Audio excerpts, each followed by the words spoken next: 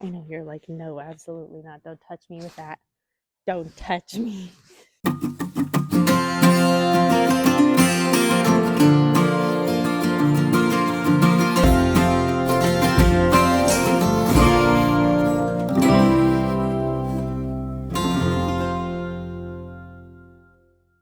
Hello, equine enthusiasts. My name is Shay. If you're new here, hello, welcome. Today's video is doing injections and talking about how I trained a highly reactive special friend to the idea of accepting vaccines. And I say accepting because it's taken a long time for her to get to the point where she would stand still with all 4 feet on the ground for you to be able to give her an injection. I probably won't do an actual injection today just because it's not really necessary, but I'll show you guys the steps that I took to get there. Something to consider is whether or not you want to use positive reinforcement with your training. I did, only because I felt like it helped progress her a little bit faster and make her a little bit more comfortable with it. She's the one that has an excessive amount of trauma over vaccines. Not really for any reason other than she doesn't like them. So you can utilize this method with using positive reinforcement or not. I'm going to kind of talk to you through both methods. For Sage, I'll use the positive reinforcement, but key things to remember if you're going to use positive reinforcement, don't let this be the first time that you're ever doing it. You need to teach them to stand in a neutral stance and not be mouthy at all for treats. Just train before this. Don't just assume you could stab your horse with a needle. So when it comes to training without positive reinforcement, make sure you're taking those breaks and allowing your horse to recuperate. This was done over probably a good month span with Sage to make sure that she really was comfortable with the whole process. With her being as reactive as she is, I needed her to be chill about everything. So this is obviously her side with her mane. I would like to do the other one, but she seems pretty attentive to whatever's going on over here. So we're gonna just try this side. A way that a vet taught me was to actually get them comfortable with neck rolls first. So basically what you're gonna do is grab the skin. She is tight as a tick right now. You're gonna grab the skin and kind of roll it. You're not doing anything to hurt them. You're just offering a distraction. After you hold here, when they relax, drop their head down a little, you can let go and release. Good girl. You can see right now she's kind of looking and chewing. Good girl. Even if she's paying attention to whatever is going on up there. You can do this in different locations. Usually I do it about the location that a vaccine would be given.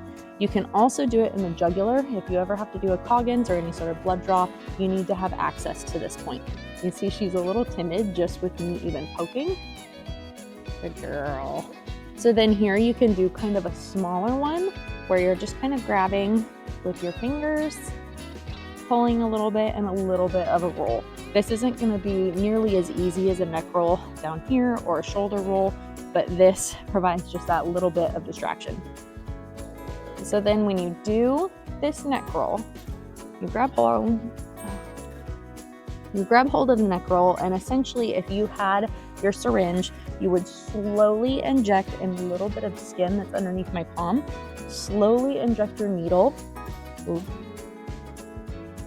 And slowly give the vaccine. That's not something that I'd ever seen before because honestly, most vets that I'd seen do a lot of the fist tap, poke, and then they're done. You as the handler, the best thing that you can do is offer a loose hold. You don't want to be choking up on the lead rope like this. You can see she immediately tenses when I hold that tight. But if I give her this loose hold and she starts moving, I can still control her, but it gives her a little bit less tension, a little bit less of that pressure to hold on to. And if you can think of relaxing the whole time, that's the vibe that you're going to pass off to your horse. And keep in mind the entire time we want to be as quiet as possible. You don't need to be saying whoa, whoa, whoa, whoa, whoa over and over. All that's going to do is get your horse to wiggle, dance, and not whoa. So you can stay nice and quiet. Ooh, good girl. Talk in a very calm, low voice. There's no reason to get overly excessive when it comes to reactions from our horses. Even if she's dancing around, I'm going to speak quietly, put a little bit of pressure on her head to bring her head down, and that's it. Good girl. That was very nice. The way you want to start with a lot of training stuff is very, very small steps. Break it down to as small as you can. If this just means all you need to be able to do is touch the neck, we just go nice and quiet and calm. just petting her neck until she starts to drop her head down. Good girl. I want her to relax. You can see she's very tense right now because she knows. Good girl. She knows what's coming. When we let up, we're offering that release. Good girl. Nice job. So next step, what I might do, if she's good with me, petting her neck, all good, I might start to scratch in that spot. Just give something else. Good girl. Nice scratch. Good girl. And then come through with a pet. Good. Now, the one thing that vets usually do is some vets usually take the heel of their palms and kind of do this motion against the neck. It offers just kind of a way to relax the muscles a little bit and a little bit of a distraction. Good girl. So next thing I might do is start off really slow, just little taps. Good girl. And I'm very, very gentle and soft with it in the beginning, just to get her used to what I'm doing. You can see she gets a little bit of a head bob because she knows what's coming. Good girl. Wait for her to bring her head down. Good. Good girl. Oh, I know. Such a big shake because, that poke was horrible. After we do some of those heel taps, we're going to want to go just a little bit harder. We don't need to do too much. Good girl. We can increase the intensity. And when they stand quietly, you back off. Good girl. At this point, I'm going to start doing treats. Come back through, a little bit of rub. Tap, tap, tap, tap, tap, tap. A little bit harder. Good girl. Good girl. And when she stands quietly, that's when she gets a treat. Keep in mind when you guys are working with just kind of a pressure release type situation, you don't want to stop doing this motion if they're wiggling.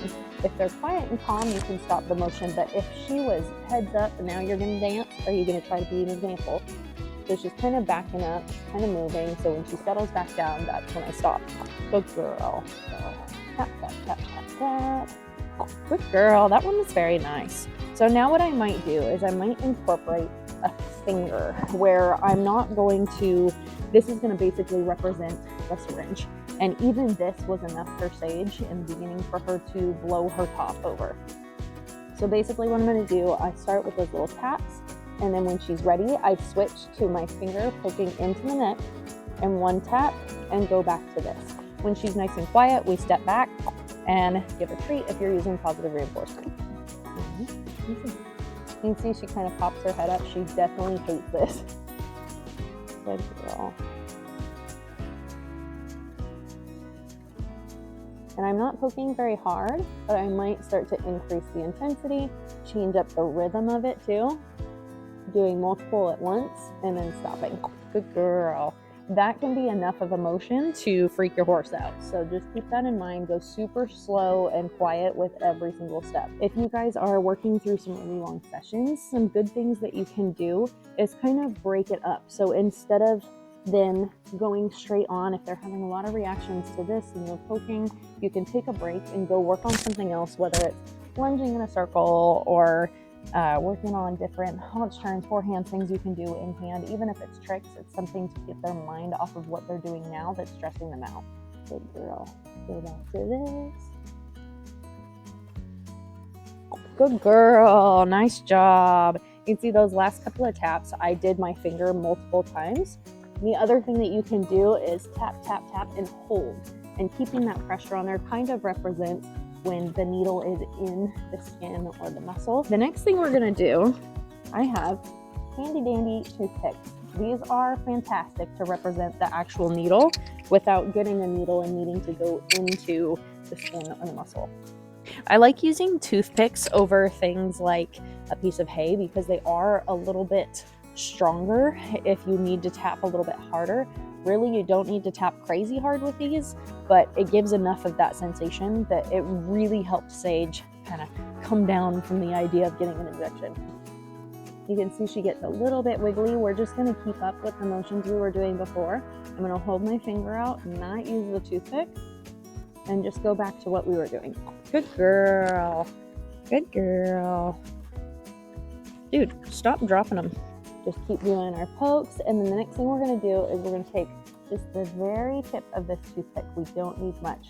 So I kind of like to keep my fingers down here so I can control it a little bit better and how much pressure I'm putting on her skin. So tap, tap, tap. one little poke. Good. Good girl.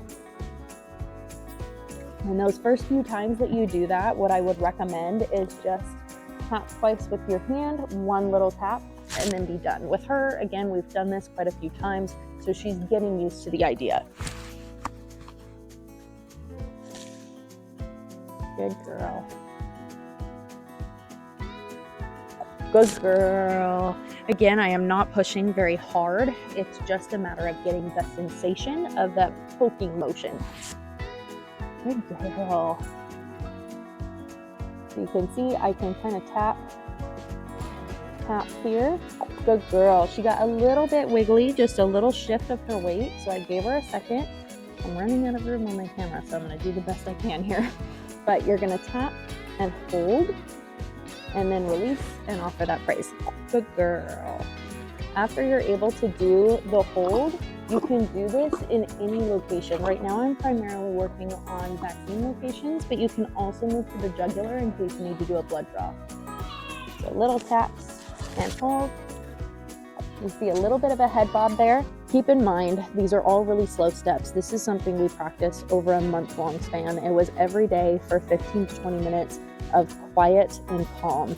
And it started just with those little bit of heel taps, and it moved all the way up to being able to walk in, put alcohol on her neck, give her a syringe with no issues whatsoever. Speaking of alcohol, another thing to practice is actually using alcohol on a horse's neck. Sometimes that could be something that makes them a little bit spooky, so make sure you practice that as well, just like you would with the injection. Hopefully that was enough of an example for you guys, and hopefully I have enough room to record this outro, but I hope it gave you some tips when it came to giving vaccines, especially for reactive horses. Sage did very, very well, so she deserves lots of mash tonight. We're gonna go get her some dinner, but I hope you guys enjoyed the video. Don't forget to like, subscribe, comment down below, and I'll see you in the next one. Bye guys. You were very good.